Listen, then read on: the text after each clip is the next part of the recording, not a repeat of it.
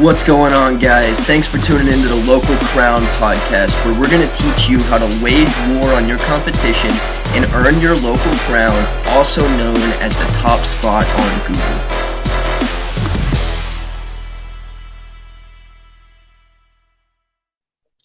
So let's dive into funnels a little bit. Like, what separates a seven-figure funnel from just any old funnel? 5 ethical principles of persuasion.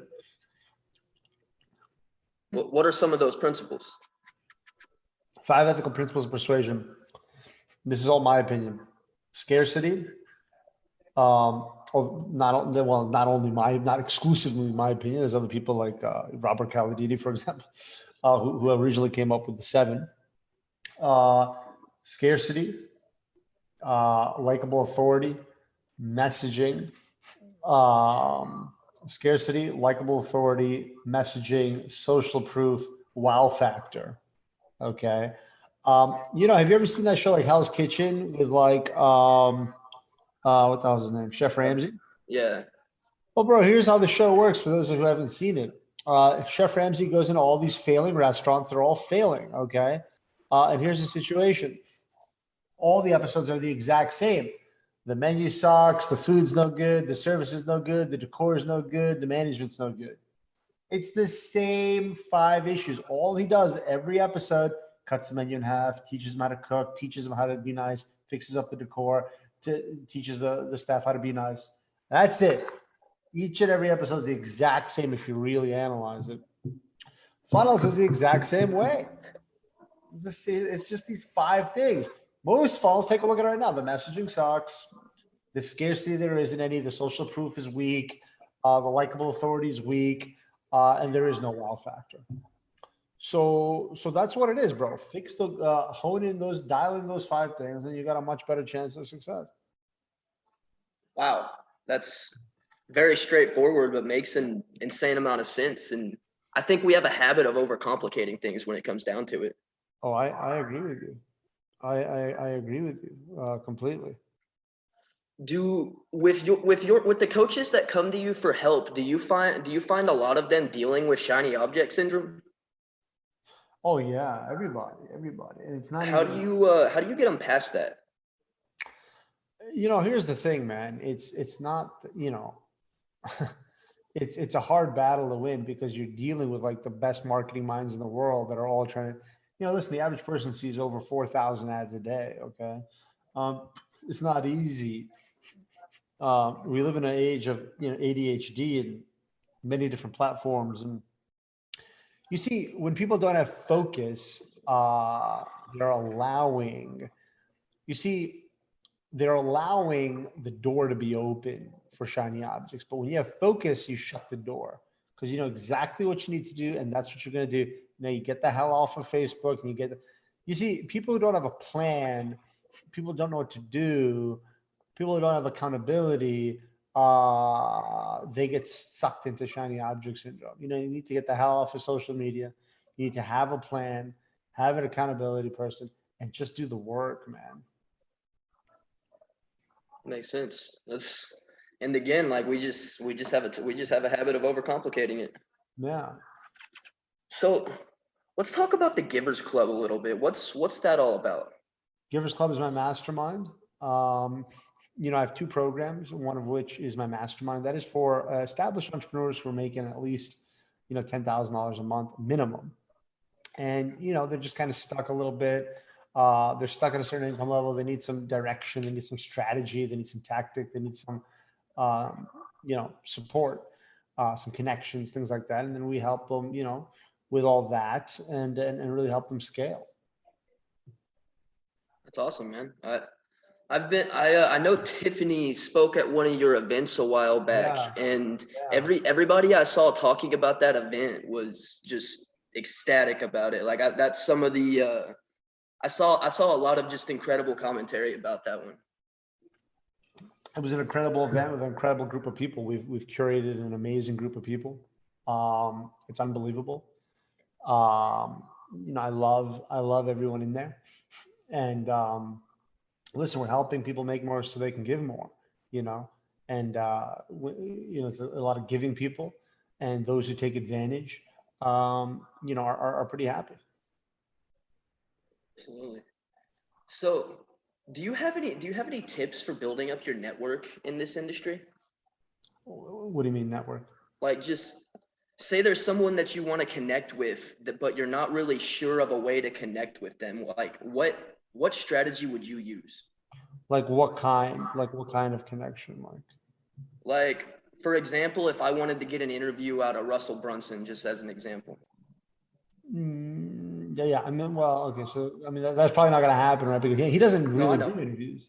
No, I know. Nothing personally. He just doesn't really do an example. Yeah, no, I understand. But the thing is, like, we also want to be kind of realistic. But I think in other words, what you're saying is like, how do you get interviews with higher people out there? The bottom line is, man, honestly, persistency wins. It's really like straight up, like, I'll give you an example, man. Like somebody sent me, I have somebody who sent me like this great gift. They listened to a training of mine and they found out my favorite basketball team, or one of my favorite basketball teams, is the New York Knicks. They found out my favorite number was 23. They sent me a custom New York Knicks jersey with my name on it, with my favorite number on it. And people at the end of the day, their favorite topic is themselves. So they love seeing their name on something. That's just human psychology. So it was a very intelligent gift. That came with a handwritten note, showing some love and appreciation. Dude, whatever that guy wants to do. I don't care if he has an audience of 3 people and he wants to interview me. I don't care. And listen, that gift only cost him whatever it was, $50, $100, whatever it was. But, all due respect, my time's worth, a good amount an hour. Is it worth it for me to do a podcast or whatever, interview for somebody or whatever who has a small audience? Not really. But am I going to do it? Yes, because I'm a human, and you've touched my heart, and now I'm going to reciprocate. I have a feeling for you, and that's how human psychology works. That's how the brain works. That's how the heart works. This is called reciprocity.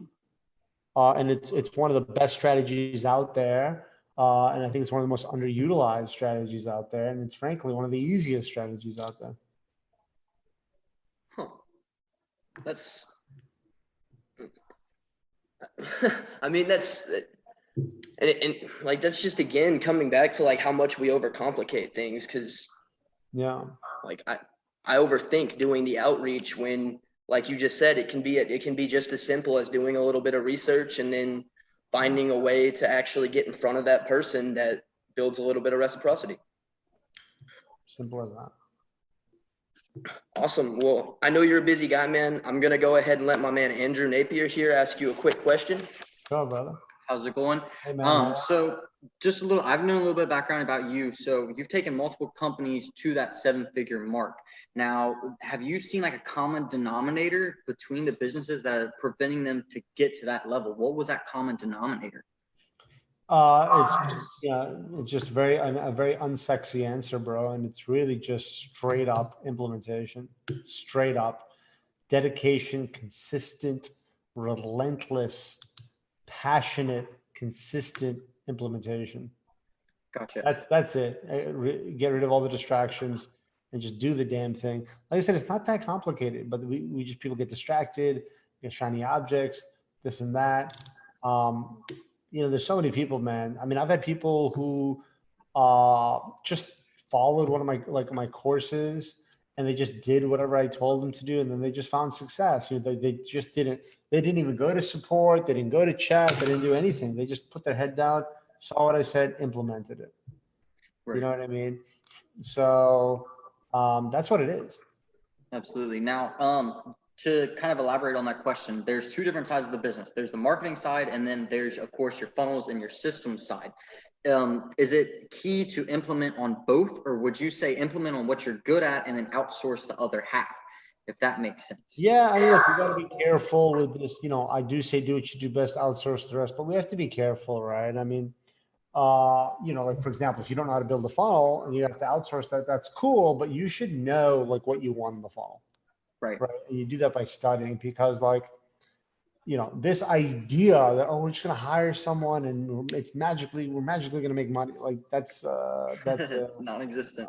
It doesn't exist. Right. It's a lottery. Right. So yeah, I mean, do what you do best, outsource the rest, but you need to be smart about it. You need to be educated about it. I mean, I'm not for everything, certain things like, like I'm technologically like illiterate. So all my tech stuff I have someone else do, they just do it and it works. And, but that's, there's certain things where that works. Do you know what I mean? But it's a traffic, you might not know anything about traffic, but you should understand the psychology of it. You should understand the psychology of it so you know what they're doing. Your funnel should be good. You should understand that, a lot of this comes from having a coach, which is one of the reasons why, we became a coach, is to make sure that people are aware of all this information. Absolutely. That's the reason I'm here with him. Drove all the way to Texas just to come here and hang out with him. Yeah, your network is worth your net worth. Yeah, no, exactly correct. Cool. Well, I appreciate your time. That's all I got. Appreciate you, man. Thank you. Awesome, man. So I've got one canned question that I ask all of my guests. If you could go back and have a conversation with yourself before you ever went out on your own and started a business, what would you make sure that you knew and understood?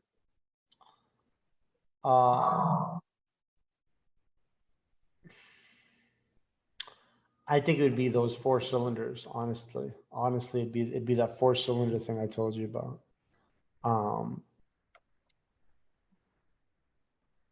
It would just be that if you do that, that'll unlock a lot of amazing things for you. So you just tell them to go degunk all those cylinders earlier. Yeah, exactly correct.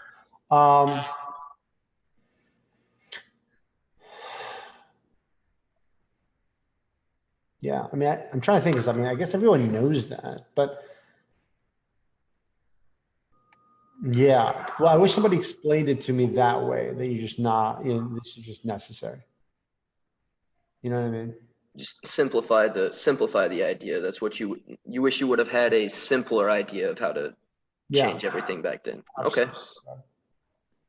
That makes sense. And that's, and the 4 cylinders, like that's actually really powerful. It simplifies what you need to figure out when you need to change your life. And that's incredibly powerful, man. Thank you, man. So I really appreciate you sharing that with us. I'm very happy to. So what is the best way to get involved with you, and what do you have going on right now? Listen, I encourage everyone to go to my website to see how they can get the blueprint on how to build a 7-figure business. Okay. And that's just my name.com. Okay. It's akbarsheikh.com, AKBARSHEIKH.com. And you can Google, you're probably going to forget how to spell that. So you can just Google it. It'll probably pop up. And that's it. Just go to that website. It's our best funnel we've ever done. Very proud of it and enjoy it. And we'd love to help you if it's a good fit. Awesome, man. Well, thank you so much for your time today. That was incredibly valuable. Thank you so much for having me, man. I really appreciate that. Thank you so much.